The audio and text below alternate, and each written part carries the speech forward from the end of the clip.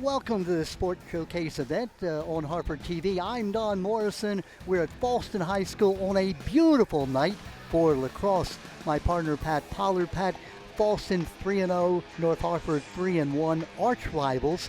They played each other every year, sometimes twice a year. This year will be just one time.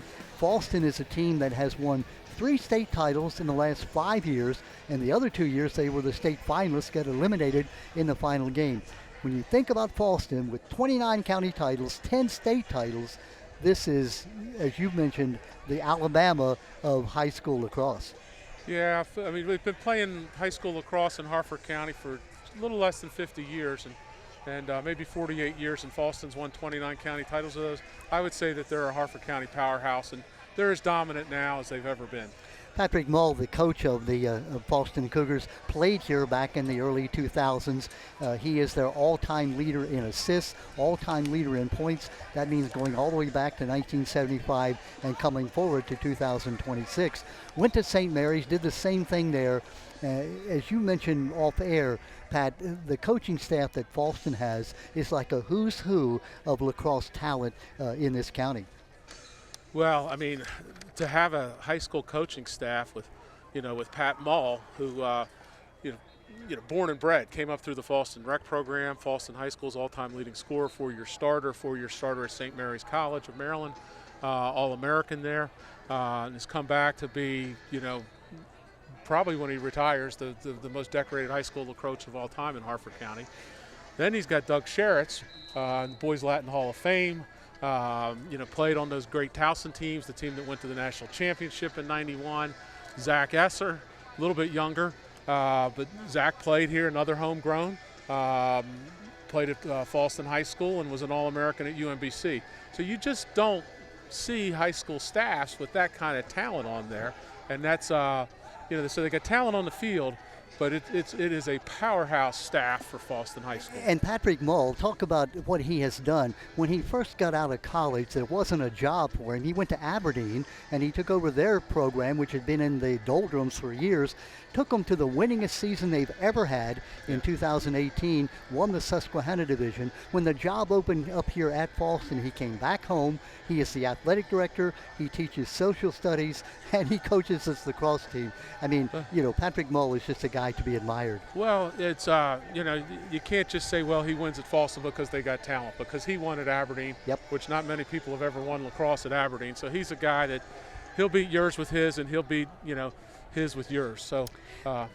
And let's not discount Rich Tabling, the North Harford coach. He's been the head coach there for 12 seasons. He has a winning all-time record. He has done great things at North Harford. Now, they have not defeated Fallston since 2019. That would be before Patrick Mull came back to Fallston. So, they lost twice last year, big to Fallston.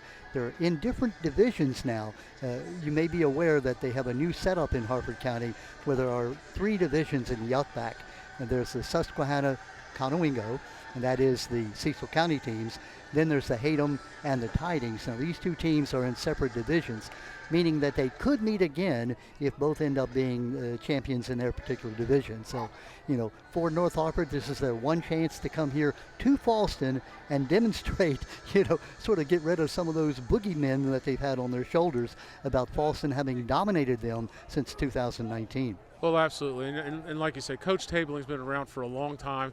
Coached 150 lacrosse games as a head coach, winning record, had North Harford in the playoffs many, many years. He's going to have his team ready tonight. There's no doubt in my mind. And they've got 7 senior starters. They got 15 seniors on their team, so it is a senior-laden team. Number 19, that's Ethan Smith. Now, he's just a sophomore. Get this, he is a part-time goalie, and he leads the team in scoring. So when he's not scoring goals, he's preventing other goals as a sophomore. Also, they've got another big player, all-county volleyball player, Jordan Bogarty, who's their big defensive man. Carter Preet, number 23, another man you've got to be looking for.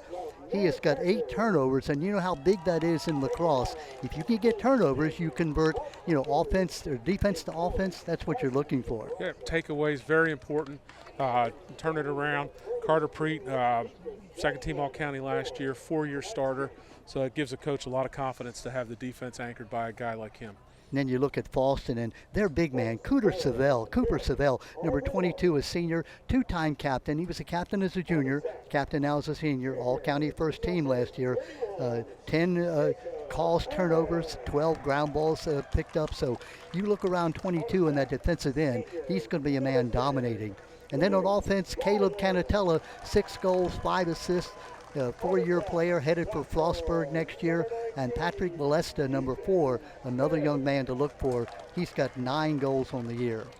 Yeah, I'm excited to look for number 22, Cooper Savell out there. Four-year starter, two-time captain, Division I commit to Hobart. And I guarantee you Falston's going to know North Hartford's going to know where he is when they come across the midfield better. You're line. watching the green-clad North Hartford Hawks being introduced. We'll let the announcer, Tom Dixon, introduce them for you, and you can hear it on our PA system, but I'll give you their starters as well. On the attack, number 10, Luke Byland, number 19, Ethan Smith, number 31, that's Jacob Herman. The midfield, it's Caden Souders, number 1, Jimmy O'Connor, number 3, Maxwell Deagle, he's number 9. In the defensive field, it's Gavin Zeminski, Jordan Bogarty, and Carter Preet number 23, Hogarty number 18, and Zeminski number 11. And in the goal, Charles Rudolph, number 24, the senior. And we know that, Pat, he's going to be under pressure tonight. He has 24 saves on the year. He's done a good job in the net. Well, North Hartford's 3-1. Lost the first game of the year, tough game. They've played really well since then. He's played well. They've knocked off some good teams, Patterson Mill and Bel Air. But he's going to see an offense tonight that the likes of which he hasn't seen yet. So it'll be really interesting to see how he turns out. Falston now being introduced. Falston in the white home uniforms with that orange trim. Their starting lineup, the attackman is Patrick Molesta, number 4, Caleb Canatella, number 12, number 6, Noah Hunsinger. We're having a flyover here. I don't know if it's coincidental to the introduction of Falston, but a big helicopter just went over. Yeah. Scared me a little bit. In the midfield, we've got Brendan Ray. He's number 9. Trent Richter, number 11. In the defensive part, it's Bryce Knapp, I should say. Cooper Savell, number 22, the young man that Pat just talked about. 23 is Keegan Passwater. 33, Lucas Clark. And the goalie, Jackson Hilliard, number 1, a senior. Jackson, 65% of the shots shot on goal he's been able to save. That's a nice number. Yes, it is. Yes, it is. He's experienced goalie. He's a good goalie. This is going to be, North Hartford's got the work cut out for him tonight. Falston is definitely favored in this game, but these teams know each other. They play a lot of lacrosse together. All these kids know each other. Some of them are probably on the same club teams. And Pat, we come from the Edgewood area, and you think Edgewood, Haverty Grace, big Edgewood, Aberdeen, Edgewood, Joppatown. But the rivalry between Falston and North Hartford, it's maybe an understated rivalry, but they're neighboring schools. And they know each other. As you said, many play on the same club teams. It's a big deal when Falston plays North Hartford. It is. And it's a big deal between Falston. North Hartford has been one of the helicopters coming back by. Just in time for us to honor our country with our national anthem.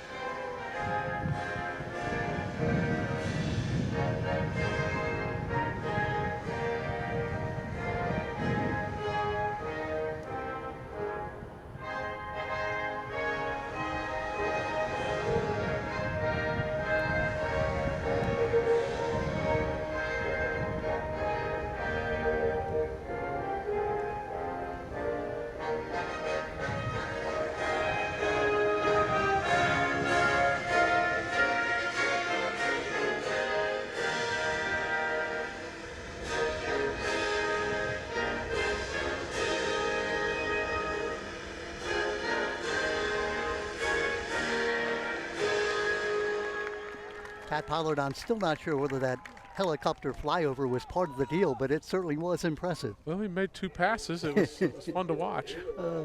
Hey, let's talk about the field first of all. People unfamiliar with men's lacrosse and women's lacrosse, totally different. Women have 12 players on the field. It's a 100-yard field. This field, 80-yard field, 10 players on the field, a goalie and 9 others. How much different are the two games, men and women's lacrosse? Well, the biggest difference is full contact in the men's game. The women's game is getting more and more physical as the girls are more and more athletic. But the men's game's full contact. That's why you use the helmets and the gloves and the pads. Now the 80 yards that's the difference between the goals. Yes. There is another space behind the goals. Another 15 yards or so. So that's so the field is a little bit longer, a little bit wider than a football field, and we're getting ready for face-off here. Getting ready for the face-off. This is the key, obviously, face-off. If you get the ball, you get possession, obviously. North Hartford in green going from left to right on your TV screen. Falston, who has the ball now in the white and the orange, going from right to left across your TV screen. We're underway. 12-minute periods, 4 periods, and here we go. Pretty nice face-off win there by Richter. Yeah, and he's accustomed to that, having won 58%. He's open. There's a shot. I don't know if that hit the pipe or hit a player. Or it didn't go in. We do know that. Went off to the right. I think it hit a pipe. Can't tell. Charles Rudolph, the goalie for North Hartford. You know that you're anticipating being under a lot of pressure. And here we go. The Cougars with the ball. That's Trent Richter, number 11, passing the ball behind the net. And Pat, that's what you were talking about. It really ends up being a 100-yard field. A little wide on that shot. Yeah, it's Canatella didn't quite look like he got a clean handle on it. Before a couple extra steps before he get the shot off, because I didn't think he just didn't have a clean catch on that. Caleb Canatella, the senior, number 12. There's behind the net. Good look. Open. Nice early ball movement by Falston.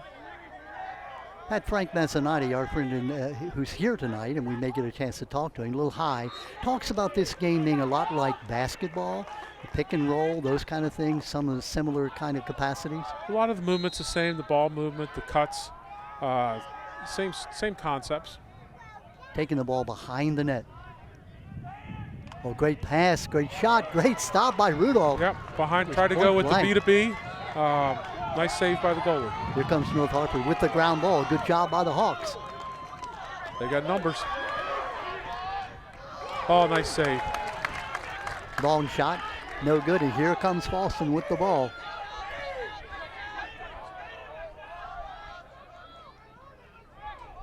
Number 5, that's Joey DeVito in the ball game for Falston, bringing it up. Shot, low shot, just a bit wide. Well, North Hartford had the break there. Not a bad decision by the defenseman. When a shot comes out of those long poles, sometimes it's hard to see.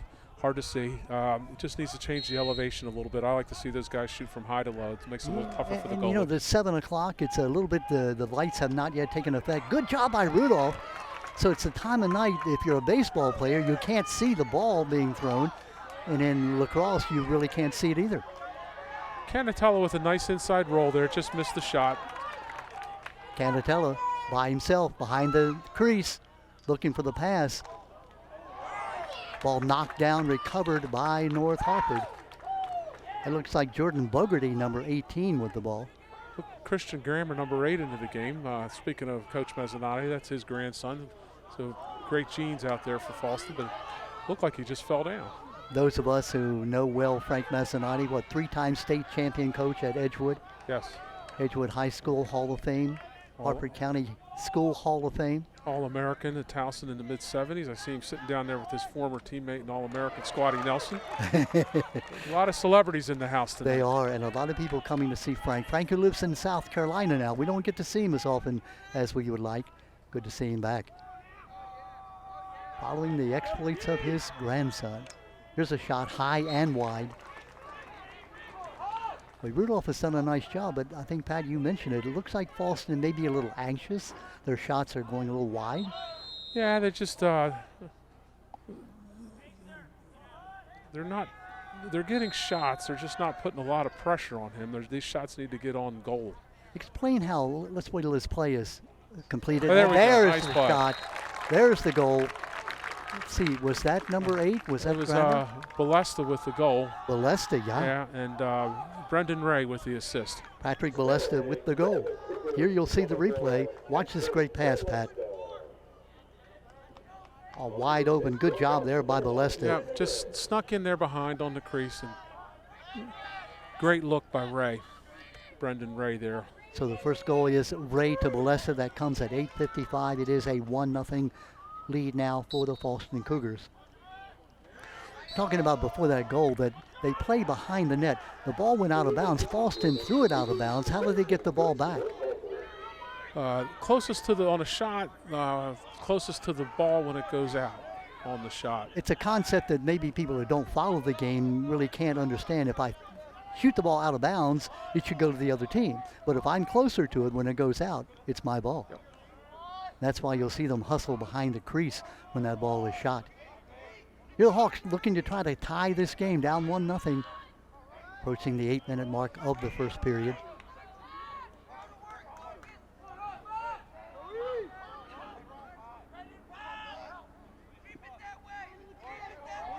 Hawks looking for position. That's Ethan Smith, number 19, with the ball. Ethan, one of the sophomores. Now North Hartford's defense has played a lot in this game. I'd like to see a little ball movement, work the clock a little bit, give your defense a rest, see if you can get a good shot off. This is senior Nathan Sellers, number 17, shooting the ball. Nice scoop save there by Jackson Hilliard. Jackson, the senior. Always nice, Pat, to have a senior in the nets. He kind of runs the show. Well, that was good defense there by Ryder Taylor. Good name for a guy on the ride. So Ryder on the ride. Pushed the Fallston player right out of bounds. That's nice D. Here come the Hawks. Looking to try to get a shot off. Had one shot on goal. It was a good shot. Good save by goalie Hilliard. Pat, you're the underdog team. What do you want to do? I think they're going to get our guy there. Yeah. I think that Seville came in. They're going to get him for behind, I think. And you notice they continued playing because North Hartford had the ball. So the referee threw the flag. The penalty was registered, but they were continuing to play, not taking the ball away from North Hartford. Yeah, it's a play on until they lose the ball. But, yeah, Seville came in a little anxious. Hadn't seen much action tonight. He'll go out the penalty. A little anxious, came in. Yeah, kind of getting. And that means North Hartford will be playing a man up here for the next minute. Looking to see whether that penalty, it's a 30-second penalty. You get a 30-second penalty and a minute penalty. And Pat, if you score, I think it's you can come back on the field. On this one, he'll be. Well, they got 2 penalties. So Seville's with the loose ball push. Yeah. I didn't see the penalty on. Yeah, the other one's a minute penalty. Yeah, I didn't see that on Buford. Yeah, that was on Buford. Yeah, so they're down 2 men is Fallston. So 6 on 4. Got to take advantage of this. Clock winding down at 11 seconds on that first penalty against. I think they probably got Buford with a hold. There's a shot. Oh, good shot. Wide. He was open. Clock stops with 3 seconds left on the penalty against Seville. No, they worked it great. Just got to get that on goal. 33 seconds left on the penalty against Buffard. Now the one penalty is over. We're back down to 1 down for Fallston. Hawks looking for a good shot. 19 seconds left on that penalty. Still up a man. Dodging. Oh, great defense. Good job by Bryce Knapp, number 7. 3 seconds, 2 seconds, and 1. And now we're even again. So Fallston successfully outlasting those 2 men down. Well, good D by Fallston. That's a little disappointing if you're the Hawks. Oh, great defense there. Shooting the ball, and just as he got rid of it, he was hit hard. He being number 17, that is Nathan Sellers for North Hartford. Lucas Clark and Ryan Opitz on the defense there. 5 minutes and 40 seconds and counting left here in this first period. Good clear. Boston scored at 8:35. They've got the ball again, looking to try to expand that lead.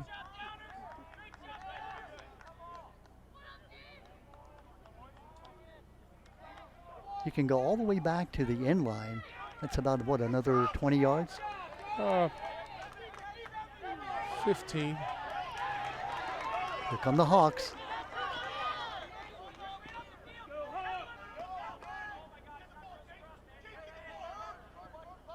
We'll give North Hartford credit. They have played pretty even here so far. That one goal that was scored. Looking for the goal. That's Jacob Herman, 31. Great job by Rudolph. Yeah, good crease defense there. Good save. Here's Seville. Cooper Seville headed for Hobart University. Nice play by Seville to give it up. There was nothing there. All-county first team last year as a junior. Sometimes those defensemen come across, their eyes get big, but that was smart play there. Oh, great defense by North Hartford. Shot is a bit wide. North Hartford has played tough here so far. Down by goal, 4:27, clock stopped momentarily.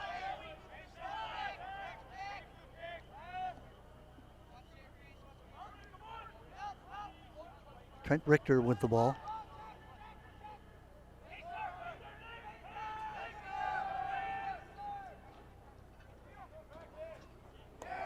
That's a backhanded shot from almost behind the crease. Trying to pick up a number. Is that, looks like number 9? I think that's Ray. It's tough to see out here tonight. Brendan Ray. Yeah, Brendan Ray Watch is this. He comes on with a little underhand shovel here. There you go. I mean, there's no angle at all there. How did that ball get in there? It almost looked like it hit the goalie and went in. Yeah, great play by Ray. He's the guy tonight. He's been involved in both goals, an assist and a goal. Assist and a goal. It is 2-0 now. 4 minutes and 7 seconds, the second goal. Ray has a goal, that time unassisted. North Hartford with the faceoff. Jimmy O'Connor with the faceoff win. O'Connor has 60% faceoff success this year. Remember, the Hawks are 3-1. They lost that first game to Elkton 10-8, and then they've now won 3 in a row.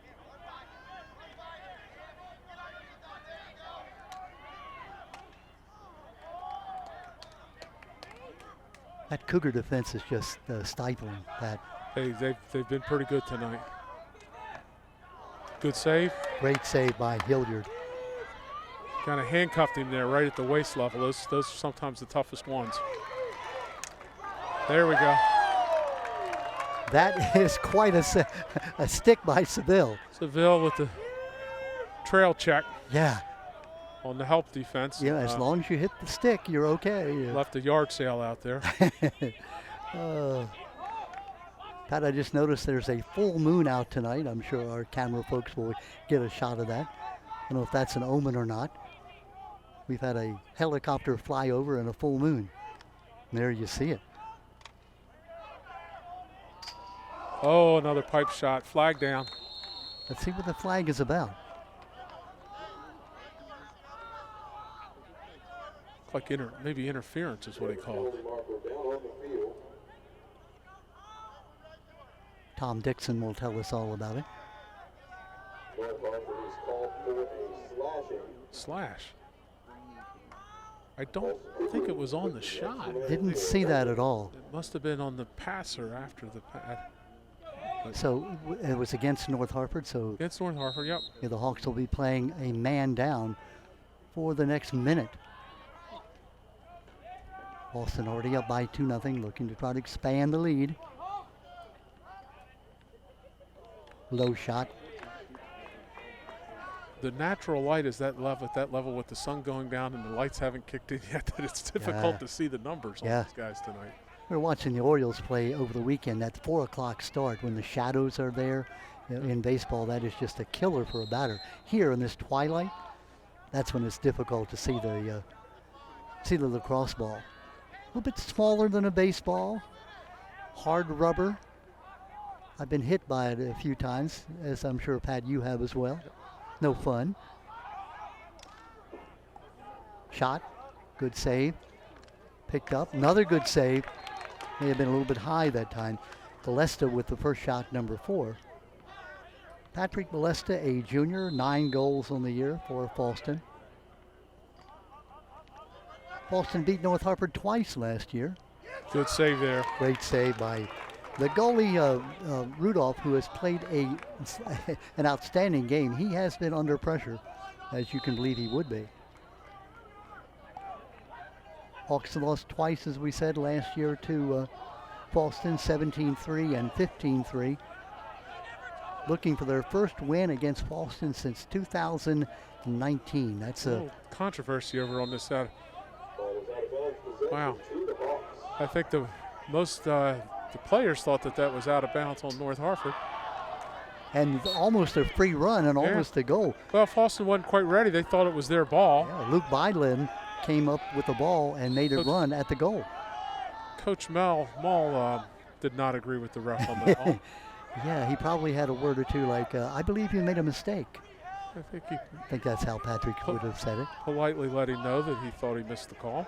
Yeah, Patrick Mull, one of the great guys in the county, great educator, athletic director, social studies teacher, and lacrosse coach. He's a busy young man.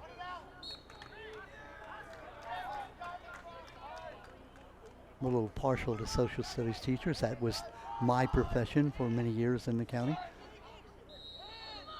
Got a lot of papers to grade, you know, and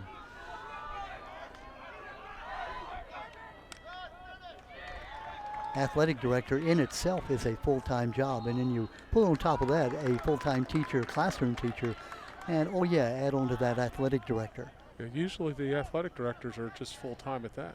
Yeah, in many other counties they are. Remember back in, we're talking about Edgewood, our good friend Bob Slagle, who was a social studies teacher as well as AD and the basketball coach at Edgewood.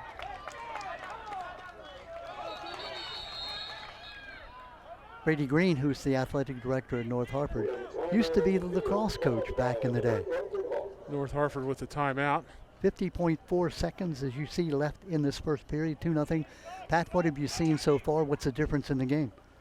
Well, Fallston's been able to get better shots on goal. They've moved the ball a little bit better. They've got more shots, probably twice as many shots. I don't have the stat count, but probably twice as many shots, and better shots on goal. North Hartford is Fallston's defense has played really tough, where North Hartford's got some shots, but some of these shots are not coming in with a lot of velocity. Patrick Balesta with that first goal, as you mentioned, an assist from Brendan Ray. Ray all by himself with the second goal. Those are the 2 goals that Fallston has here. That's our score at 2-0. Well, North Hartford had a fast break going there, but I guess Coach Tabling wasn't crazy about the way it was looking, and decided to call timeout, and he's going to set up a play here. Get the guys he wants in there and run a play. Nate Lucky, Russ Smith, Jason Goodman. They're the other 3 assistant coaches with Rich Tabling. Rich Tabling, 12 years at coach at North Hartford, 30 years as a coach of lacrosse in the county. Runs his own advanced, he's a sales manager,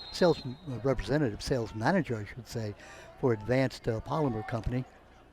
So he's a busy man who comes and coaches after his workday is done. Here come the Hawks. Looking to try to get on the board. Luke Bylin. Nice shot. And the shot, Luke Bylin. Upper corner. Beats him to the upper right-hand corner. Yeah. I was just getting ready to say, Fallston has dominated this quarter, but if North Hartford can score here, it's a 2-1 ball game.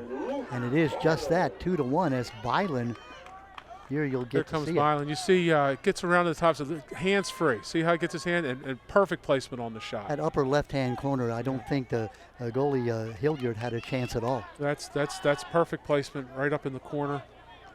Velocity on it, got his hand. I was just talking about that during the break, how they were getting shots off, but not with a lot of velocity. That one they did, and they scored. And boy, and how big is that? With 30 seconds left, 34 seconds left in the period, instead of going into the period break down 2-0, you're back in the ballgame. Well, it helps to get the skunk off. Yeah. And can they score again? Psychologically, it's a big deal. Yeah. Let's see if Fallston now. They've got time, 15 seconds. Yeah, here comes Savell. Good check.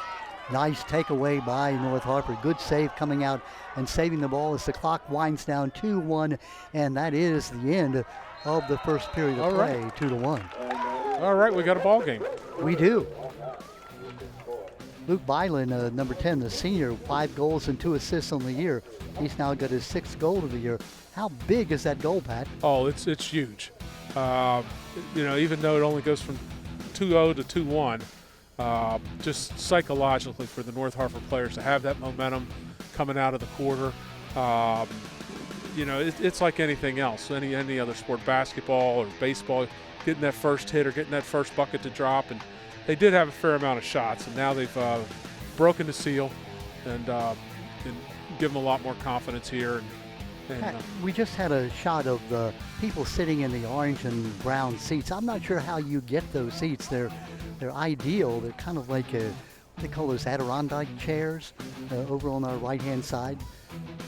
Anyhow, that's a good spot to be. I was here for the JV game, and it looked like that was the spot that you got to get there early to get that seat. There you see some of the fans. Nice crowd here on a beautiful night, a Tuesday night here at Falston. The Cougars looking to go to 4-0 on the year. North Hartford trying to break that losing streak against Falston, trying to get their 4th win of the year. Well, you're right. And we're sitting here, like you said, a gorgeous night weather-wise after this winter we've had, looking across the field at the full moon. North Hartford, Falston, lacrosse. Doesn't get much better, Don. I was going to say, where else would you rather be? Okay, so yeah, mountains, ocean, but where else, is it better than being here tonight? And right here, right now, right? I'm liking it. Marv Levy. Yeah. Here we go now, the face-off and taken by, let's see. Boy, how important is a ground ball scoop? Well, the coaches keep stats on that for a reason, that they've really The goalie loses the ball. Boy, that almost went back in his own net. Now he gets rid of it, intercepted by Falston. Ball is still loose. A little sloppy here to start the quarter. Well, that was danger time for North Hartford. Still can't pick it up. That's Bogarty trying to get the ball. Whistle blows. Now, what's the officials going to call here? Couldn't get it into the box in time. Okay, they're going to turn the ball over to the Falston Cougars. Failure to advance into the box. All right. Falston's going to set up their play with Brendan Ray behind. Brendan Ray, who has a goal and an There we assist go. already, Well, and he's got another there's a goal. There's another assist. Ray Balesta. Ray to Balesta. Balesta gets the goal. We've heard that before tonight, right? Here you'll see the pass by Ray. Not that much different than the first one. Balesta makes a cut to the right side of the crease and gets hit from behind. Look at that, cut behind his ear, wide open. Yeah, no chance at all for the goalie Rudolph. And so it's a second combination goal, Ray to Balesta. Ray now has 2 assists and 1 goal. That one coming at 11:14 of the second period.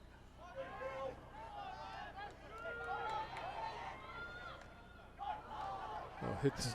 Just like that, the Hawks, who had recaptured some of the momentum, have seen the Ray Balesta team take that momentum right back. Right back.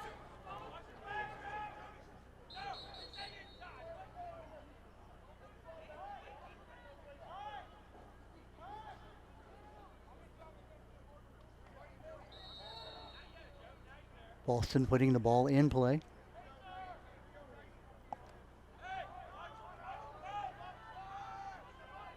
Cougars in no hurry, Pat, and well, they should not be. They're going to run their play. They could stack. Everybody breaks out of the stack. They have a play called. Nice recovery by Falston. Good defense. You talk about contact, and there goes the flag finally. Yeah, they're going to get him with a slash there. And, of course, now the play continues because it will be Falston ball. So at a point where Falston loses it, if they do, it'll go back to them.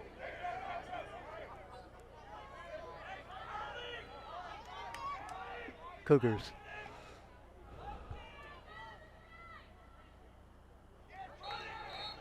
Ball out, still Falston ball.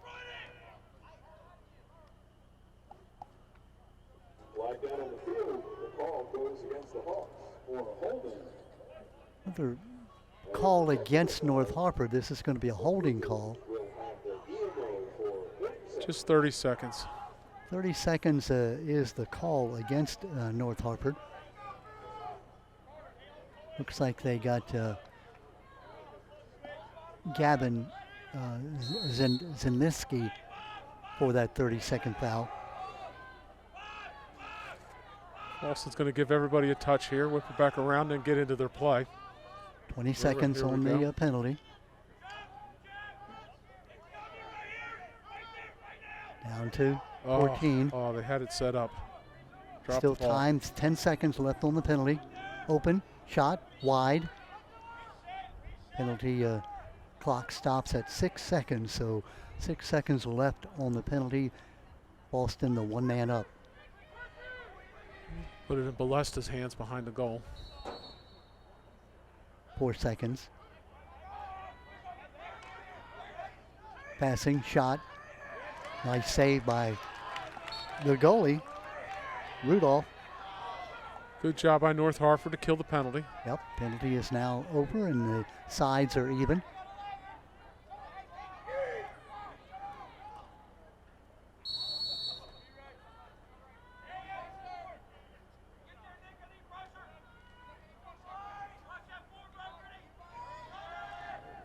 There it goes again.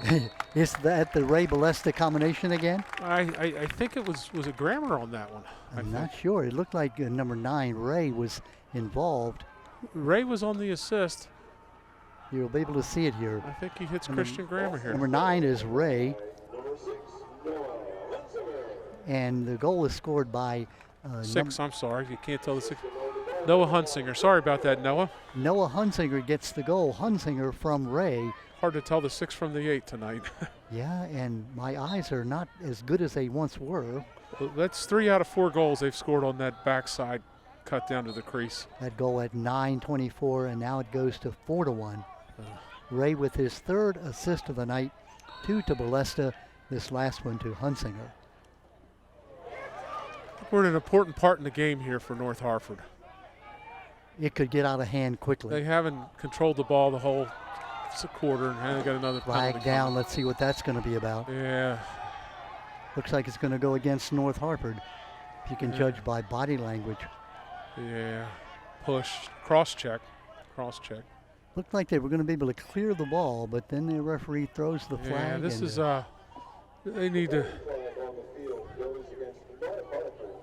They need their man down defense to step this up is here. a full minute penalty. Yeah, we're Gavin Zeniski going out. He was a young man tagged just a moment ago for 30 seconds. There you see the North Hartford staff not quite thrilled with that particular call. Yeah, I don't blame them. A little bit of a missed pass there. Throw it away there. That helps. Clock will stop as they bring the ball back inbounds. 48 seconds left in the penalty. Oh, now they're giving it back to Falston, saying it was tipped. Okay. So Falston retaining possession, looking for that 4th goal of the night, or actually the 5th goal. Patience. Now the shot. Good save. Great save by Rudolph. And now the rebound goal. Yeah. Who got that? We see the young man running away from us. Looks like number 5. Joey DeVito. Joey DeVito with the hockey goal. Yeah. Yeah, he just kind of scooped it and put it in. Joey DeVito with the goal. Pat, you made a good point, like a hockey goal. He hit that with the edge of his stick while it was still on the ground. Yeah, there's a drill some coaches run sometimes, and they call it soccer, hockey, lacrosse, where they on a loose ball they kick it and then hockey stick it and then pick it up with the lacrosse stick. So Yeah. so they practice that. Yeah, Joey DeVito executed it to perfection as he got the 5th goal. Boy, North Hartford's just, their defense is dying here. They're desperate for a possession. Yeah, go back to that penalty when you and I both thought, hey, they finally cleared it, and then the flag goes down. So instead of having the ball up the field, now you're on defense again. Yeah, that's just, it's deflating. It is that. When you're the underdog and you're struggling to stay alive, and then that happens. There's been a couple times here they thought they've stopped possession and they get a hold call and then a cross check. So good check there, good back check. Yep. So Boston will retain possession. Again, I think it's confusing to some people. Hey, it's out of bounds. How does Boston get it back? Because they were the closest to the ball when it went out of bounds. It's a different rule, you know? In basketball, okay, I was closest when it went out. Give it to me, right? No. Now the whistle blew, so no goal. It looks like North Harper will get it. Well, the rule encourages shooting. You might not shoot nearly as much if you knew you were going to lose possession. Yeah. It's kind of penalizing the defense, because if you think about it, defense is guarding the goal, whereas the offense people are behind the crease in many cases anyhow. So when the ball goes out, logically they're going to be closer. What do we got here? Don't know. Is it a timeout? Both teams are. Yeah, 7:35 left here in the first half. Timeout, Hawks. Was 2-1, but the last 3 goals in a row have been scored by Falston. Ray with 2 assists, one to Balesta, the other Hunsinger, and DeVito with Pat, as you aptly described it, the field hockey goal, where he just simply took the front part of his stick and sort of pushed it in the goal. And for goalie Rudolph, that's probably the last thing you expected, since it was kind of a rebound. You thought, well, I've dodged a bullet here, so to speak, and now here comes the ball being pushed by you. Well, tomorrow DeVito is going to be describing that as a 95-mile-an-hour rip to the upper corner. It's like my little humpback Texas Leaguer bleeder base hit that in the scorebook looks like a line drive. Yeah, you're right. The trouble is we have it on tape. So still, he's going to be able to say, hey, I executed what the coaches had practiced, as you talked about, Pat. Great night here at Falston. The Falston Cougars looking for their 4th win of the season. Talking to Patrick Mull about that win over Hereford in the U.S. Lacrosse Special. He said they play all day long. Rec teams come from, the 2 areas, and it's culminated by the varsity teams playing. Well, it's a great event. Falston and Hereford are 2 state powerhouses in public school lacrosse. And, Hereford from Baltimore County, the northern region of Baltimore County. And they've traditionally had great rec programs, and that's why they have great high school lacrosse. Hereford Bulls. They've got I don't know how many state championships they have, but it's a bunch, and I think Falston has 10. Falston has 10, 3 in the last 5 years, and the 2 they didn't get, they lost in the finals. Last year in particular, they were up by 8-2 and ended up losing it by 9-8. Falston, North Hartford had a chance to try to get a shot off, couldn't get it off. Pat, that's going to be a motivator when you have that state championship right in your hands. Yeah, I'm sure they're all they've been thinking about that since the day after for a year now.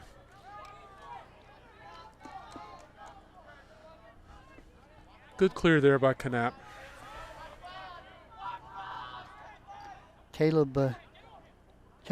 Bryce Knapp, number 7, the senior. 6 seniors starting for the Falston team. Great pass, shot a bit high. Unable to get that shot down where it needed to be. Yeah, just need a little more zip on that pass. He had him. Just lost about a half a second there to getting the shot off because the pass was just a little looped.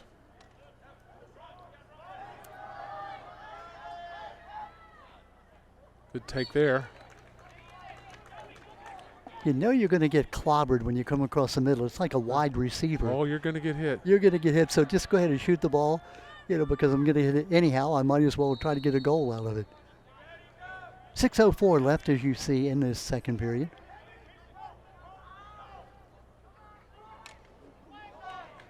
Good D there by North Hartford. Oh, I think they're going to get him with a slash. I thought I heard helmet. Don't see a flag yet. Yeah, there's one over on the far side. Okay. Yeah. Again, they're not stopping play because Falston has the ball. That helmet is a very distinctive sound when hit with a lacrosse stick. Yep.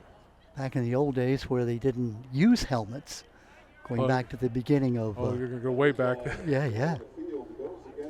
1975, as I recall, was the year that Al Seski introduced lacrosse to the county, both boys and girls. Pat, I was covering the first girls lacrosse game, timeout on the field, and give me a chance to relate this story. And I'm sort of standing on the sidelines getting ready to take a picture, and the referee said, "Get off the field, I said, "Where?" And he said, "Up at the school." In the early days of girls lacrosse, there were no boundaries. It was kind of similar to the old way the Indians played it. Correct. The Native Americans. And so finally they realized that probably wasn't going to cut it. The school was the boundary here, the field was the boundary there. So they finally put in boundaries for the girls' game as well. Now, the girls' game has become very popular. There's a lot of talented female lacrosse players coming out of Harford County today. A lot of Division I players have come out of Harford County. And I was covering that game, and all of a sudden they're passing the ball over my head and around me, and I'm thinking, what is going on here? I didn't realize the school was the boundary. Yep. Al Seski, the late great Al Seski, father of Dave Seski, who introduced the lacrosse here and was coach for many, many years. And Dave Olrath, later the coach here at Falston. Al introduced gymnastics, swimming, 2 or 3 other sports that Al brought into Harford County. Swimming, diving, lacrosse. I'm missing 1 or 2. Oh yeah, volleyball. Kind of interesting because Al was a football coach and people thought, well, he's going to be football only, but Al Seski, was a man of all seasons, if you will. Falston with the ball, looking for the shot. Really impressed with Falston's ball movement here. They're getting good shots. Rudolph's keeping the Hawks in the game here. He is that, number 24, the goalie for North Hartford. Charles Rudolph knew that he was going to be under pressure tonight, and he hasn't been disappointed if that's what he was expecting. Here comes Falston moving the ball around. Patrick Molesta, number 4. Still have 30 seconds on the penalty. Good play. Oh, pipe. They worked that to perfection, got the guy open right inside, hit the pipe.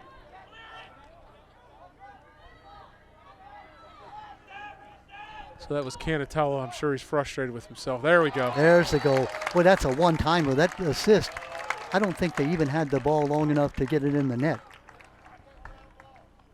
Was that number 9, Ray again with the assist? I think Ray was on the goal. Ray got the goal this time. Here we go. We'll be able to see how these numbers are just so difficult in live action. Brandon Ray. Look at this cut from behind from Ray. Oh, I'm sorry. That is number 5, no, isn't I'm it? sorry. It's DeVita again. We've shortchanged Joey DeVita tonight. Joey DeVita on a pass from Ray. They're both about the same size. And the numbers are single digits, so they're hard to distinguish one from the other. That goal coming at 4 minutes and 44 seconds. Make it 6-1 now. But that was a great cut by DeVita there. And a great look.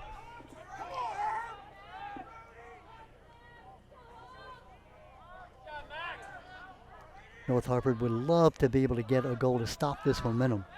They were down only 2-1. Nice inside roll there. Nice work to get open for the shot, just missed the shot.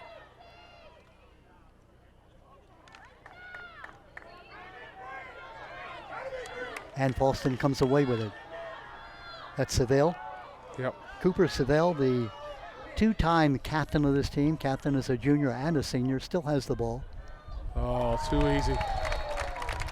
Little tic-tac-toe there. Looked like the goal was by number 12. Started by Seville. Watch young players, watch Seville come down here, hit the point man. Caleb Canatello with the goal.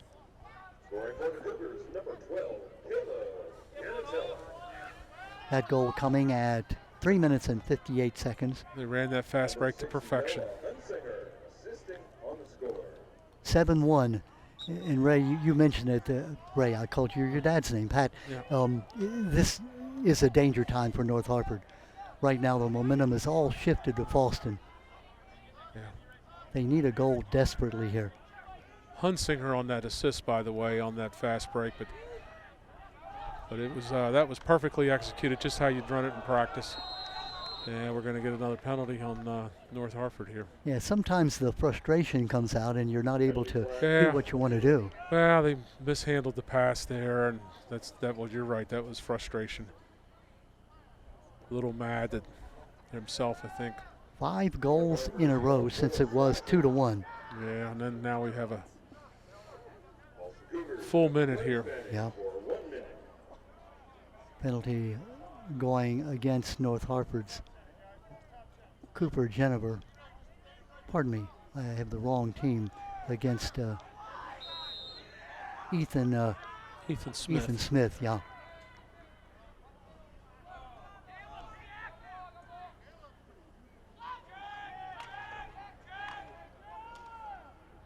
Yeah, Penalty. Get another penalty. Going to go against North Hartford again. Already Yeah. have 46 seconds left on the Yeah. one penalty. Hit him in the head, slash to the head. So now we got 6-on-4. So I'm sure Rudolph is not pleased about. No. When you say 6-on-4, it's 8-on-10, but 6 offensive players Correct. against 4 defenders. So you think life is tough enough? You're down 7-1, and now you're playing 2 down.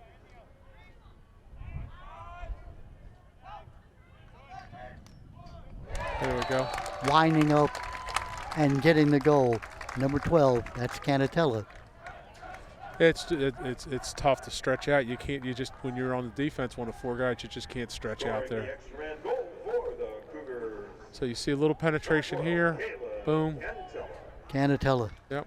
That's 2 goals in a row for him. So Ray steps in there, just draws the defender. All he needed to draw him over was about a step and a half to get Canatella open for the shot, to get his hands free, and nothing you can do when you're the goalie there. Caleb Canatella, the senior 4-year starter, going to Frostburg next year. 6 goals coming in. He now has 8. You know, this is a North Hartford team that came in with a 3-1 record. And the one game they lost, a close one to Rising Sun. But like you said, Pat, they are stepping up a step in competition when you're playing Well, Falston. Falston's going to be a favorite to win the state championship this year again. They're playing like state champions. They've already beat Hereford, who's a state powerhouse. And this second quarter, they've really just, it's been all Falston. They're winning the face-offs, they're controlling the ball. Just as I say that, they throw it away. The announcer jinx, right? Yes. He's throwing a no-hitter. Bam, base hit. He's made 12 free throws in a row. Clank. All right, let's, if you're North Hartford here, you got it. All right, we got the ball, we got possession. Let's try to run our offense. Don't be desperate here. Yeah. Let's, They do get a shot off, but it goes wide of the net. That I'm not shot by crazy about a Luke quick Byland. shot, but he did have a decent look there. Luke Byland, who has the only goal of the game for North Hartford, that came right at the end of the first period, made it 2-1. And we thought, well, maybe North Hartford has taken the momentum back, but I think Falston took that as an affront. They have scored now the last 5 in a row. Yeah, they woke up the bear. No flag. Clean check. Looks like he got hit and went down, but the officials say no, that is legal.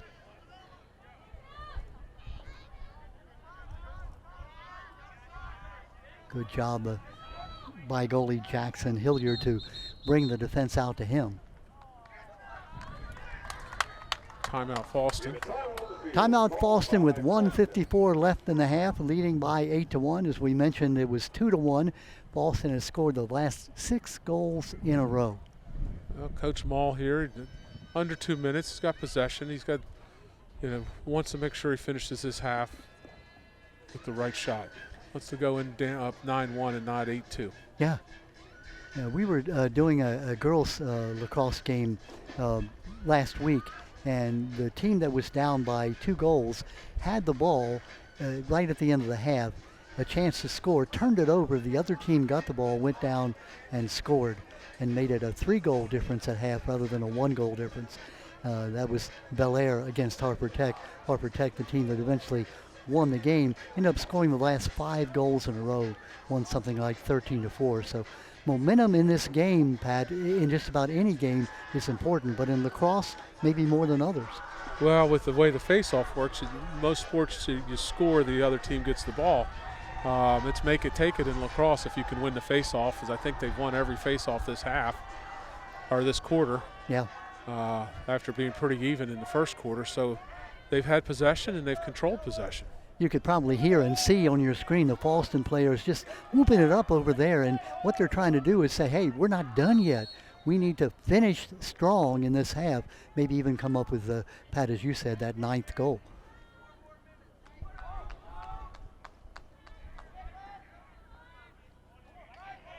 You never have enough goals, do you? No. Remember, last year they were winning 8-2 in the 4th period, Pat. Can you believe it? And lost the game 9-8. That's what I'm talking about. A game of runs. If you get a face-off guy gets hot, and the other team just can't get the ball back. I mean, that kind of thing, as you said, Pat, kind of eats away at you all summer, all fall, all winter, and now you've got a chance to redeem it. Very patient here by Falston. Great movement of the ball. Oh, nice. Oh, just got handcuffed himself. You know, All Pat, right. they make the passing and the catching look so easy.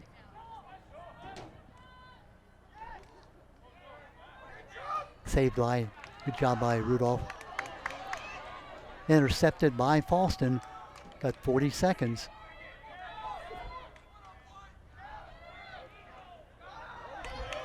Taken away by North Hartford. Boy, what a goal would do here for them. 39 seconds and counting. Nope, at Falston defense. That was a great interception by DeVita, but then they turned the ball back over. Got time, 28 seconds, plenty of time. And again, that same situation where North Hartford had the fast break. Now it's Falston. Clock right. stops at 18.8 seconds left. All right, 18 seconds. There's plenty of time to run a play.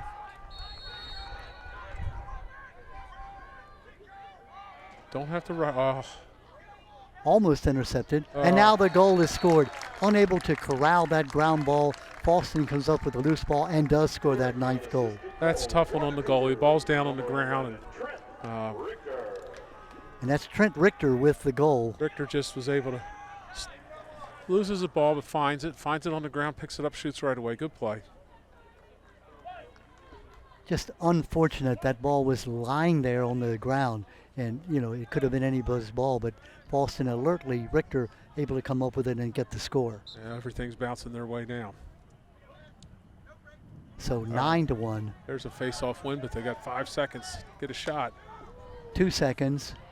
Nope, Falston takes it back, and they will end the half leading by that 9-1 score. And again, I repeat it again, 2-1 was the score at the end of the period. That's, my math is not great, but that's 7 straight goals. It's a lot. That's a lot. It's a lot. So 9-1 is the score. Now, Pat, I'm going to put you in the shoes, first of all, of the Falston coach, Patrick Mull. You're up by 9-1. What do you say to your team? We got it made. Let's just relax. Well, I mean, I don't know if he brings up the state championship game, but they're all thinking about that. Yeah. You got to have a killer instinct. There's a whole half to play. It was 2-1. They were playing with you the whole first quarter. So you can't let them back in the game. You can't give them hope.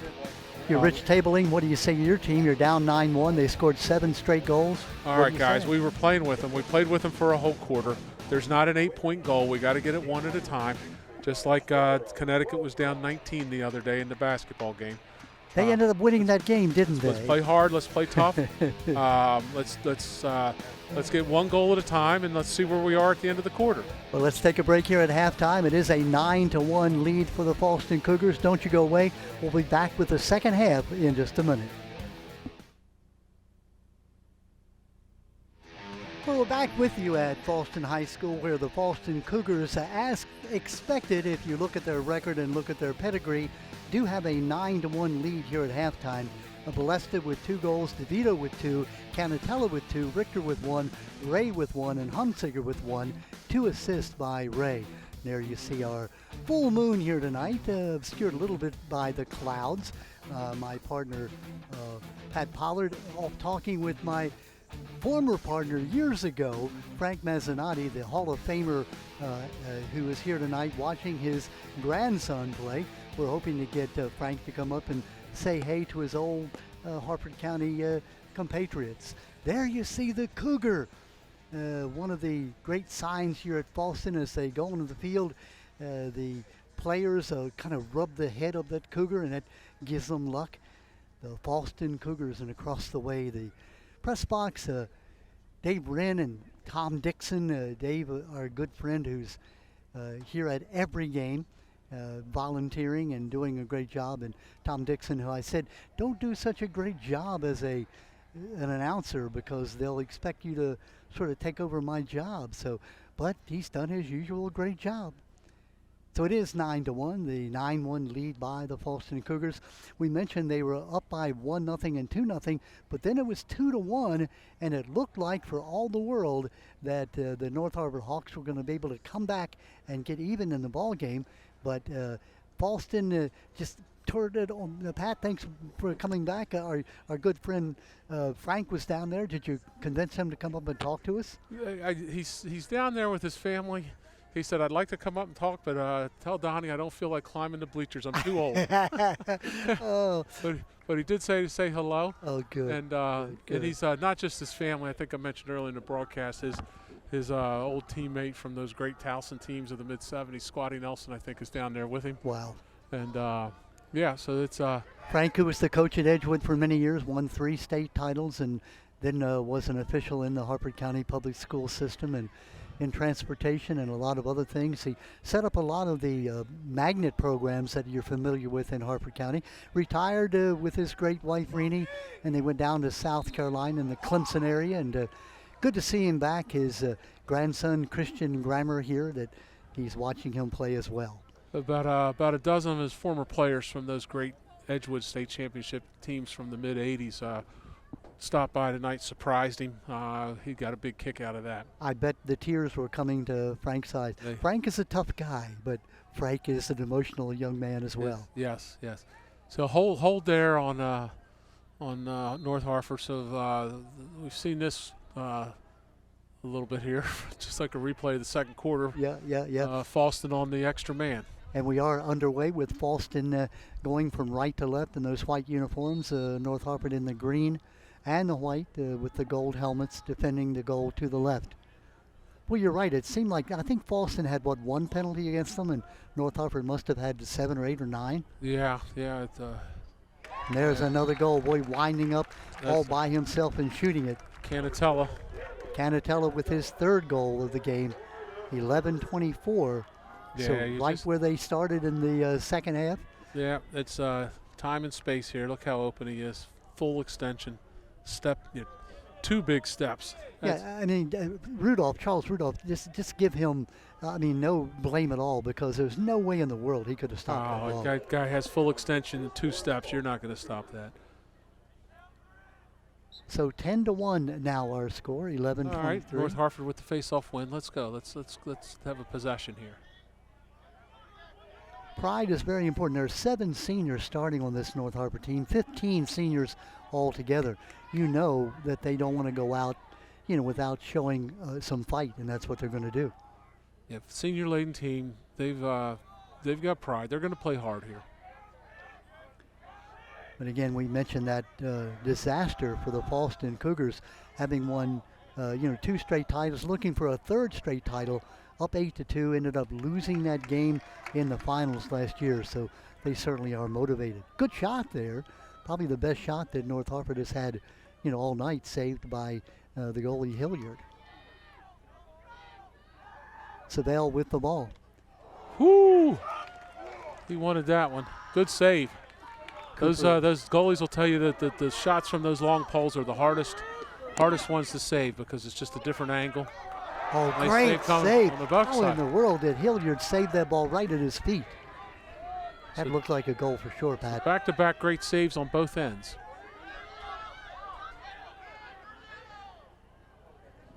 Ball out of bounds, missed pass there. Yeah.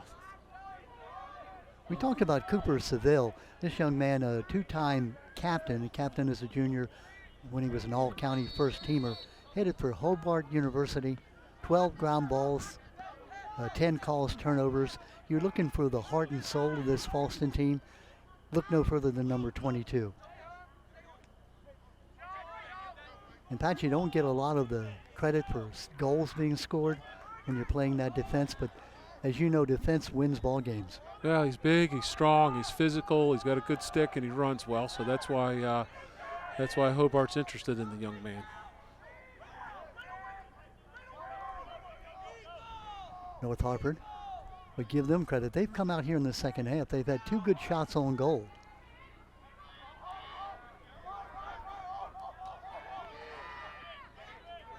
Well, they're a proud bunch. They're certainly not going to fold up the 10 against Falston. That's Luke Byland, number 10, who had the ball out front there. Good defense by Falston, though. They couldn't just simply penetrate that defense.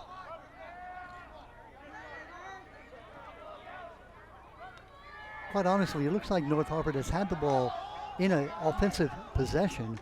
And there's another Good shot. take there. More here in this second half than they did that entire second period. They have. And again, what credit to Coach Tabling and the rest of this team that, as you said, Pat, not ready to fold the tent. Shooting the ball, another save. Good D there by Seville. And He good had him save tied by up. Hilliard. He was all over him. Referee's blowing the whistle. Not sure what's going on out there. They'll sort it out.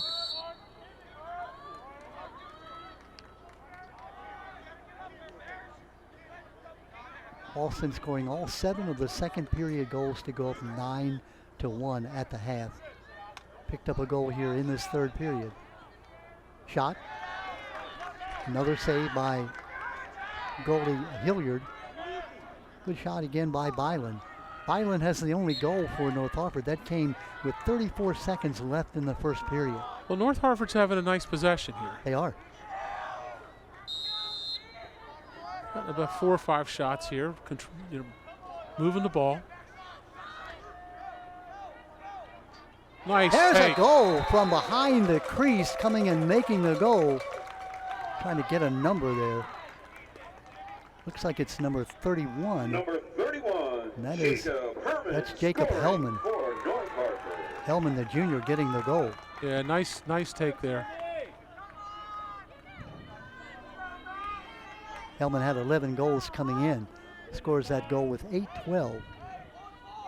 Second goal of the night for North Hartford. Their first goal since late in the first period.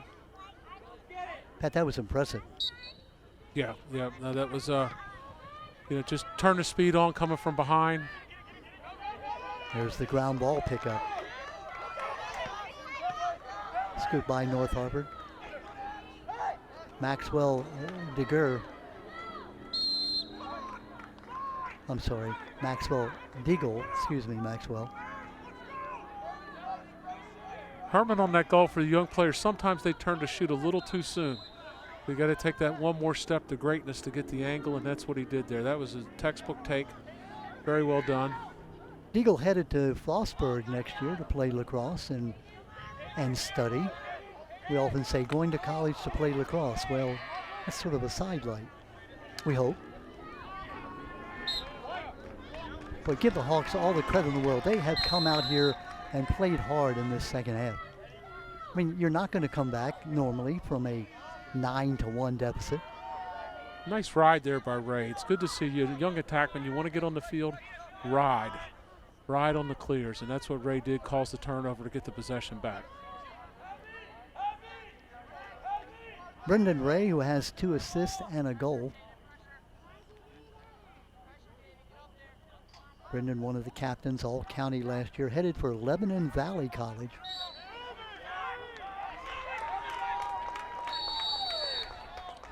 Falston is called for a moving pick.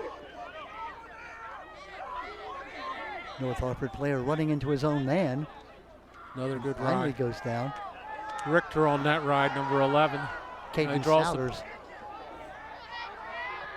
And the shot and Oh, the wow. goal. He was not to be denied. Is that Richter? Is that I think that was Canatella. But Number it's, 11, Nope. Trent Richter. oh, that was Richter. Sorry. Richter with the goal? That's just a huge effort by Richter. He deserved it. He got the turnover on the ride, drew the penalty, fought through, rips a shot. So the goal by Richter. A rip by Richter. I like how you come up with those. Looking for his number. What is Richter's number? 11. 11, thank you. Trent Richter, junior midfielder, scoring that goal. Goal coming at 6:44 left here in the third period.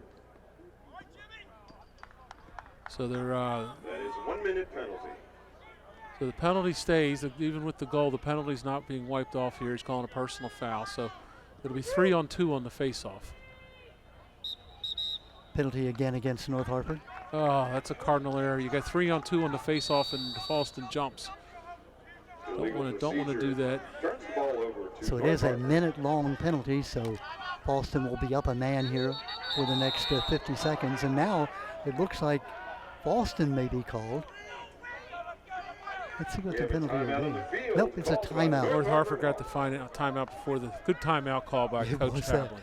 You think he could have anticipated? Here comes another penalty. Well, your man down, your guy gets it down in a bad spot in the corner. So great timeout call there. 11-2 is our score. It was 2-1 back with a few seconds left in the first period. Good to see North Hartford be able to score that goal here in the third period, down now by 11-2. Canatella now has picked up 3 goals on the night. He had 2 in the first half. Richter gets his first goal of the night for North Hartford. Goal scored by North Hartford's Hellman and also by Byland. Byland back in the first period. So happy that you could tune in and watch sports all season long here on Hartford TV. Don Morrison, my partner Pat Pollard. Pat, thank you so much for coming out and spending a Tuesday night here at Falston.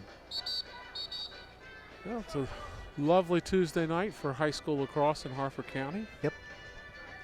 Patrick Mull, the AD slash lacrosse coach slash social studies teacher, always playing the great host. Joe Collins, the principal here. I remember Joe when he was the basketball coach at Falston back in the day. He spent some time at Hartford Tech and now he's at Falston. You talk about a basketball fan, Joe Collins. If you mention the word, Pat, basketball, be prepared to spend about the next hour. Let's see if Falston looks like they're going to double the ball. They're man up. So they're going to double the ball. North Hartford with the ball. Let's see if they can score a man down goal. That would be quite an accomplishment. Ooh, maybe a slash there they got away with. Got away with it. If you're North Hartford, you'd like to ride out this penalty. They've got, what, 30 seconds left in it? Yeah, they're going to do the best they can. If you're Falston, it's not an urgent matter. You're not pressing the issue necessarily. Well, sometimes you see a team when they're man up and the other team has the ball, you'll see them go try to double the ball and chase after it, and it'll lead to a breakdown in an unsettled situation. And there goes a flag, and I think that's going to be against Falston. Yeah, that is. They got a little too aggressive. 7 seconds left on the penalty against North Hartford. So what North Hartford will do here is they'll hold the ball for 7 seconds until they get up to full strength. And so right now we're 5-on-5 on this end, and in 7 seconds it'll be 6-on-5. So I imagine they'll hold the ball. It's for only a 7. 30-second penalty, so a 23-second difference that North Hartford would be up a man. They do have the ball in the offensive end, Pat, so they're down by 8 goals, or 9 goals actually. Strategy would say you're right, hold it for that 7 seconds, but let's see what they do. There they go. Now Yeah, now they are a man up with the next 17 seconds. To run a play here.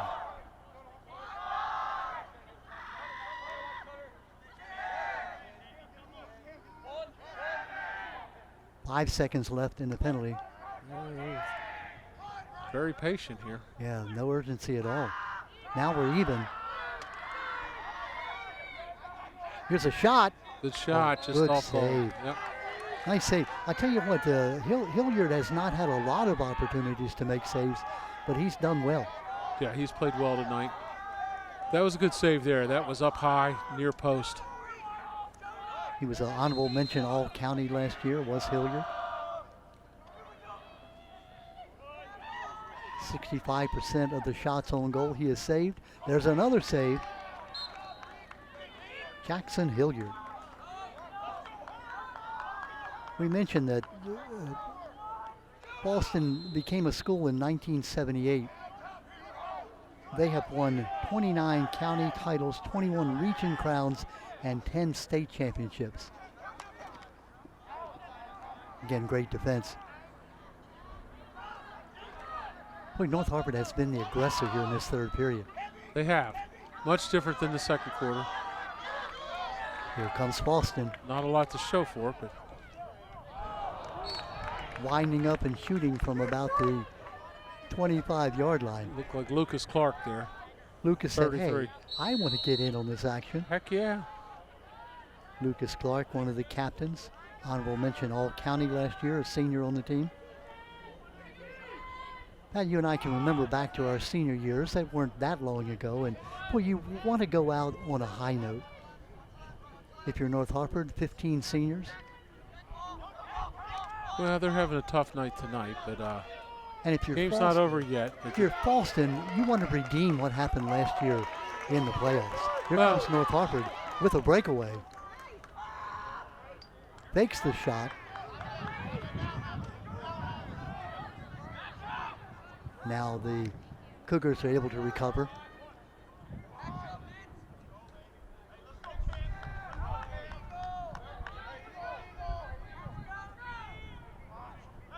Comes North Hartford with the ball.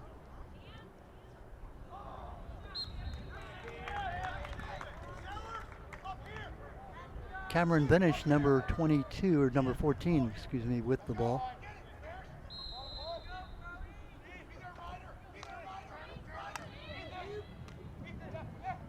Shot off the pipe. That was Ethan Smith, the sophomore.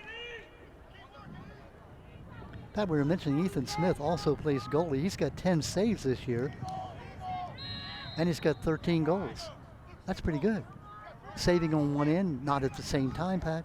A man of very, very talents. A man of multi-talents. So impressed again with North Hartford. You're down by, 10-1 at the half, or 9-1 at the half. You're not folding the 10. You're not going away. You're dominating play. Again, announcer Jenks. There goes Falston with the ball. Yeah, nice takeaway there. We can't tell who that is, or the Yeah. nice takeaway. Long distance look.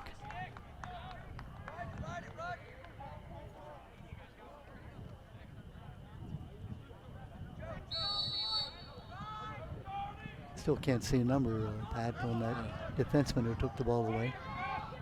Here comes North Hartford with the ball. Goalie Rudolph. Nice long pass. Wow, that was well done. Shot, goal! Goal for North Hartford. The goal by number 31 for the North Hartford Hawks. 31, Jacob Herman scoring. That is Herman. With his second goal, James Herman. Second goal of the quarter for Mr. Herman. Jacob Herman, number 31 with the goal. We give a lot of credit to Rudolph. He had that pass right on the money. Well, he struggled with a couple of outlet passes early. He saved the ball well, but he got that one right on the button. That's what you run a good clear like that. A great pass by the goalie, gets the break in action, and Herman finished it off. Caught the ball on the run, ran all the way down the sideline, beat the goalie with the pass, Hilliard. It was a great shot right on the pipes. It was. 2 goals within 8:12 and 2:39 here in this third period. comes Boston trying to get that goal back. Shot, goal. Looked like Balesta. Patrick Balesta. Patrick Balesta, number 4, with the goal. Yeah, they got him in unsettled situation, and that's dangerous. Here you'll see the replay with 2:13. Boston goal, Norfolk, Patrick Balesta. Balesta's hat trick now. He's got 3 goals. Richter, number 11, assisting on the score. Yeah, they were set up for the fast break.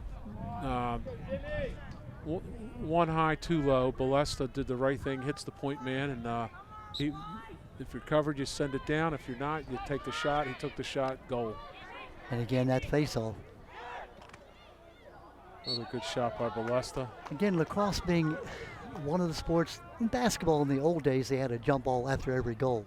In lacrosse, you have a face-off. If you can get a goal and then win the face-off, you get the ball 2 times in a row. So you score, get the ball back. Well, the specialist in lacrosse, the face-off guy and the goalie, Yeah. they can be great equalizers on a team where maybe is not as talented through the ranks as the other team. Very good point, Pat. Coming from behind that crease, that we've seen that play a number of times tonight by both teams. Good job, Rudolph making the save. Oh, Well, they say the ball got in the net. yeah. You'll see how it snuck in. They've here. ran this back door cut about 6 times. Looked like the goal was scored by, still looking for a number.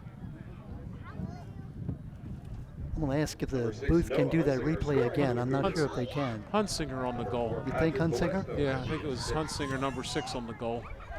Okay. Yeah, all those single digits are tough to see. We're outside of the lights. We're in the dark looking towards the light. In more ways than one, I'm in the dark. But it was Hunsinger yeah. with the goal. That's his second of the night. Falston had 2 players saw the same opening on the back door. Hunsinger was the one that got the pass and scored. But that's a number of goals they've gotten on that same concept.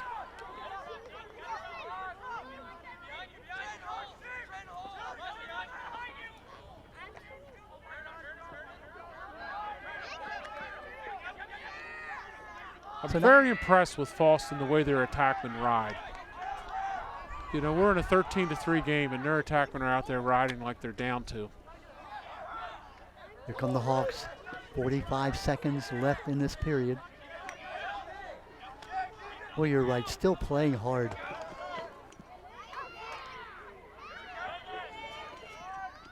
Good job by Regan Passwater, number 23. Haven't called his name tonight, but he's played outstanding on the defense.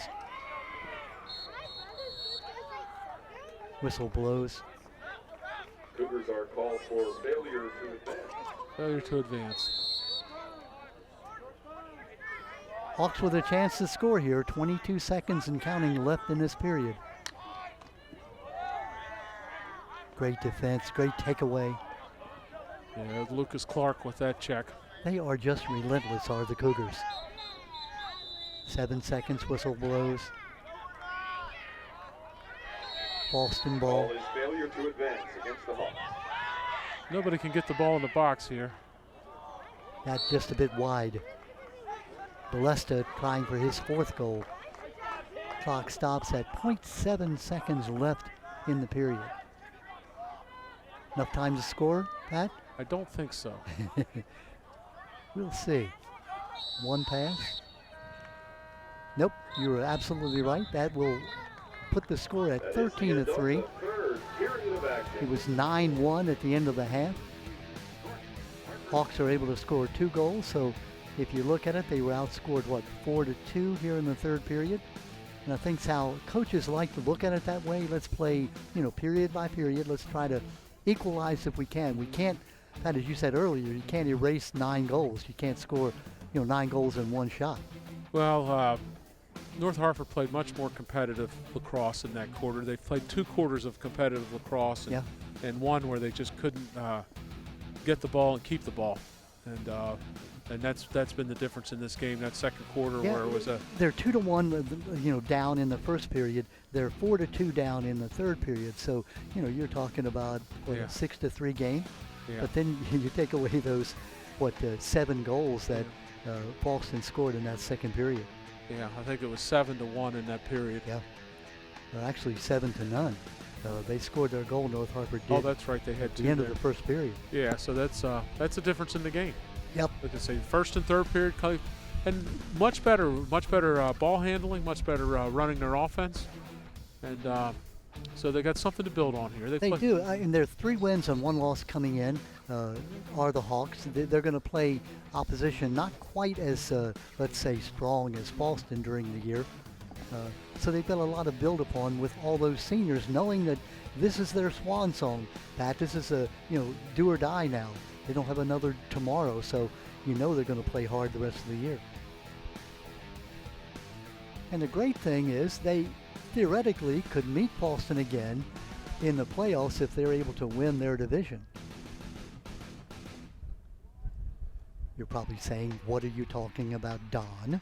Well, I'll tell you what I'm trying to say, and that is that in the Hatem division, that's where North Hartford is, and in the Tidings division, that's where Falston is. So if they win their divisions, they would be in a 4-way playoff for the UCBAC championship with the winner of the Conowingo division and the team that had the best record that did not win a division. Pat, did that make sense?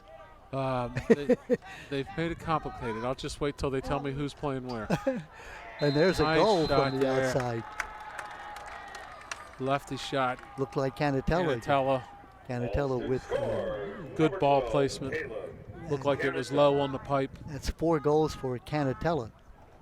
Caleb Canatella, who came in to this game with 6 goals, now has 10 for the season. Canatella moving to his left, got his hands free. It's just you just can't let a guy like that get his hands free on the move. 14-3 is the score. Remember, Falston beat North Hartford twice last year by scores of 15-3 and 18-3.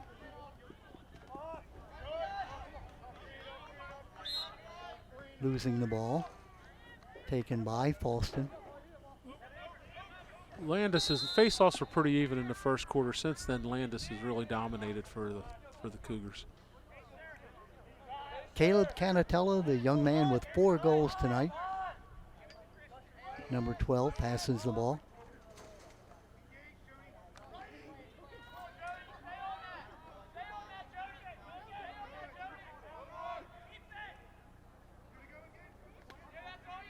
Clock under 11 left in the game.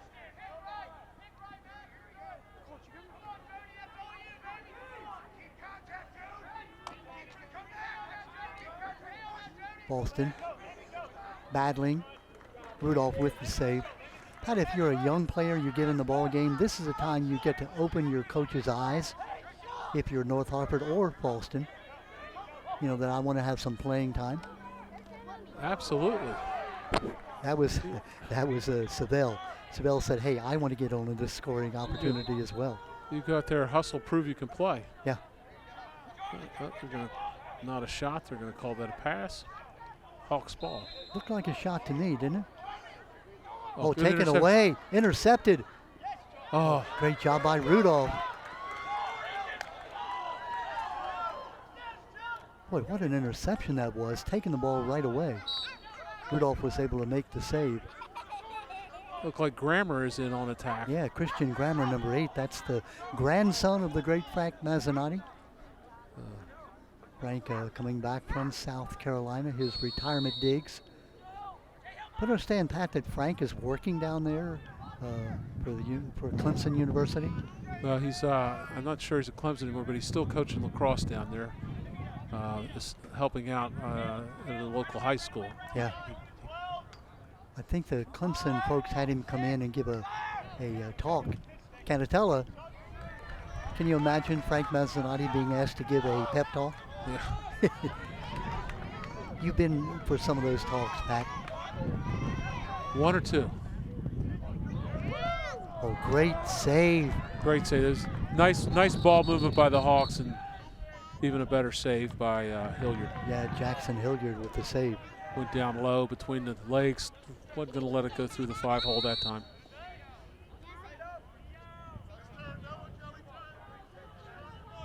It was Nathan Sellers, number 17, who looked like he had a goal, but denied by Hilliard.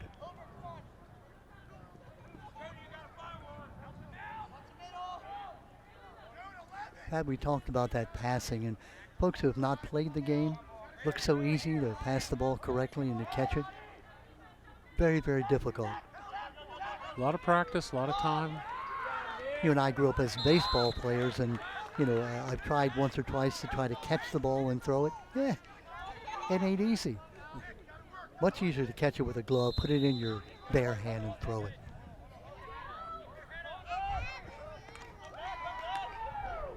Contact. Clean contact. That was DeVito. Canatella with the pass. Gets the ball back. Dylan, Canatella. oh, Saved by Rudolph. behind the Over backer. the back and behind the back with the pass and shot. They're saying no goal. In the crease. In the crease of the disallowing that goal. Still great effort. Yeah, that was Caleb Canatella. He fired that ball behind his back. Pat described that shot. Well, the initial shot was knocked away by the goalie, and ball got loose. Canatella picks it up, whips it around the back, and for what looked like a goal, Yeah, but called for in the crease. The ref was right there. yeah, he was. 30 seconds. Explain that in the crease, the goalie is allowed that area that's with the gold circle. Circle around the goal, protects the goalie. So, Well, give the officials credit too. That you could easily have missed that. That happened so fast. It was the correct call, as you said. Great save. Canatella again with the shot. Rudolph with the save. good save by Rudolph there. That shot had some steam on it. Charles Rudolph. 16 saves on the year coming in. I would say he has doubled that amount here tonight. He's probably got at least 16 tonight. Here comes Falston again. Coming past the 8-minute mark left in the game. Just as the Cougars dominated that second period, they seem to be dominating this fourth period. 13-3 the score at the end of the third period. It was 2-1 after one period, 9-1 at the half, 13-3 at the quarter, and now it's 14-3. Might hear the wind picking up here. Oh, another behind the backer. And this time they're going to allow it. Balesta. Here Let's comes see, a is it- replay. Is it number 4? Yeah, Balesta. Patrick Balesta. There you scoring go, for the Balesta, Cougars. who now picks up his Brendan fourth Ray goal. on the assist for Falston. You know, 20, 30 years ago, the coaches would get upset with guys that thought it was hot dog and go behind the back, but the stick stills are so good now Yeah, that these kids can shoot at the spots even when going behind the back. And sometimes that's the only shot you have if you don't have the angle going regular. well, we saw the goal that was disallowed by Canatella behind his back. Penalty, Flag goes down. penalty on North Hartford / Balesta with 4 goals, Canatella with 4 goals. Ray with 2 for Falston. Hunsinger with The 2 Hawks for are called Falston. for slashing. That is 1 minute penalty. Ask the question if there's a running clock. At what point, Pat, do you know, is there a running clock? You know, I'm not sure, Yeah, but we must be past that point because it was running through the whistle. yeah. Yeah, there is nice save by Rudolph. In a lot of sports, there is a rule that once the game is in hand, you don't want to, have injuries occur or one team gets shown up. So they do speed the game up. And as Pat said, Oh, big collision Lost. there. lost his helmet there. Glad to say that he is okay. Jordan Bogarty, number 18, goes down, puts the helmet back on. Yeah, we're in a running clock situation. Falston has pulled its starters. Looks like they have a full slate of New crew in on their extra man offense. Opportunity for these guys to show the coach, as you said earlier, that they can play too.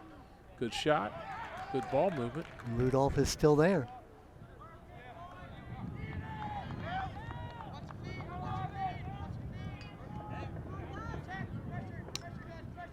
Clock running inside 6. Shot. Hits the pipe. Wait, look at the hustle on the part of the Ooh. North Hartford Hawks. Ooh. I thought I might have given that one to the goalie, but the ref had a better angle than me. Yeah. Think about that. Rudolph, who's been hit by all these shots, is running to try to get that ball for his team, trying to be the closest person when the ball went out of play.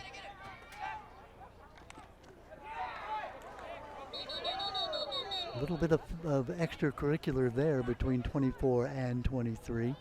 23, Carter Preet for North Hartford. Young man we haven't given enough credit to. There you see he lost a shoe and part of his equipment. Carter Preet, the senior, number 23. Headed for St. Vincent's to play lacrosse next year. Second team All-County. 4 years varsity player. 8 turnovers coming in.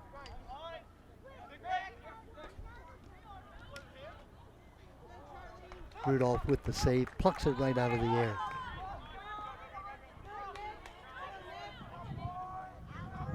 Here comes North Hartford. Hawks on the attack.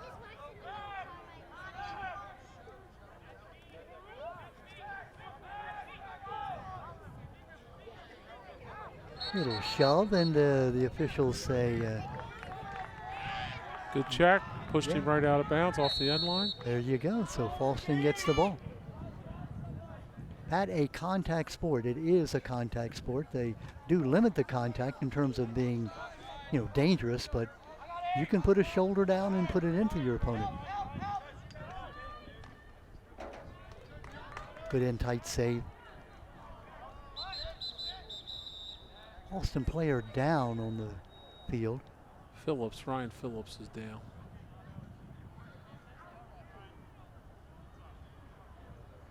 Officials timeout on the field. Great thing again, we say it every time we come to a game. They have trainers on the spot, medically, trained, medically Be capable okay. people.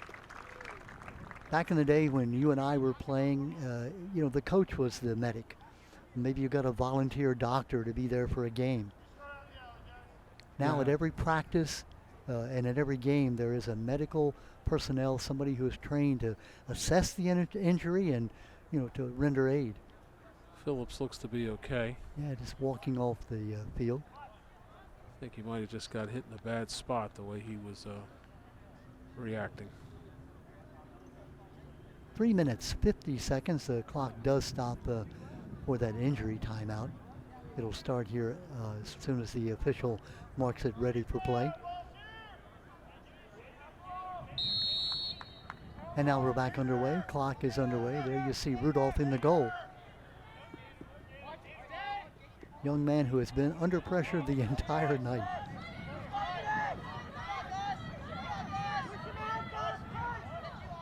Intercepted. Good job by North Hartford. Number 12, that looks like Zach Zito with the interception. One of the young players getting a chance to play.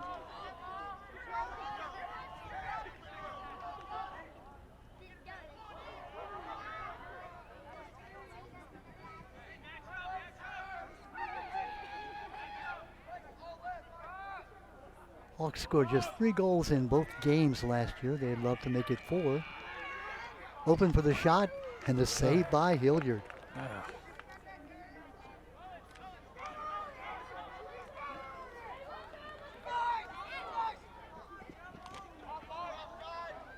Flag goes down. What's that flag, Pat? It looked like maybe Falston was offsides. Clock running at 2:32 left in the game.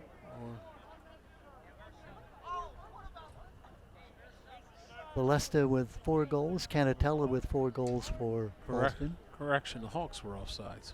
Ray with 2.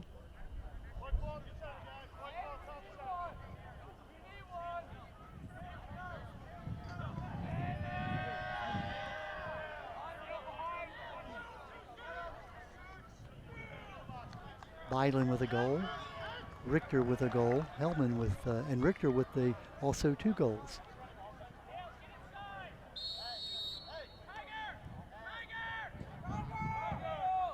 Checking North Hartford's Hellman has 1 goal.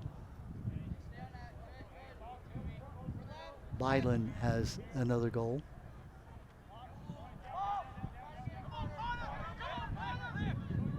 And Hellman has the other goal.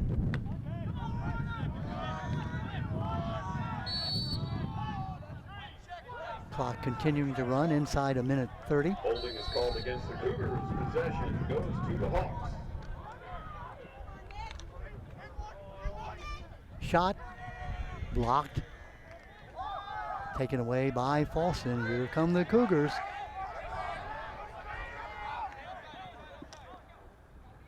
Pass just misses connection. Coming inside the 1 minute mark left in the game. Good clear by Declan Labasti. He did the right thing. Gave it up to the attackman, just couldn't handle the pass. So the Falston Cougars will keep their undefeated record intact. They'll go to 4-0 on the season. North Hartford will go to 3-2. That losing streak by the Hawks dating back to 2019 will continue.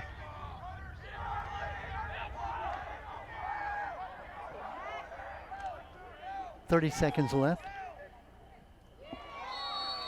Is that a goal?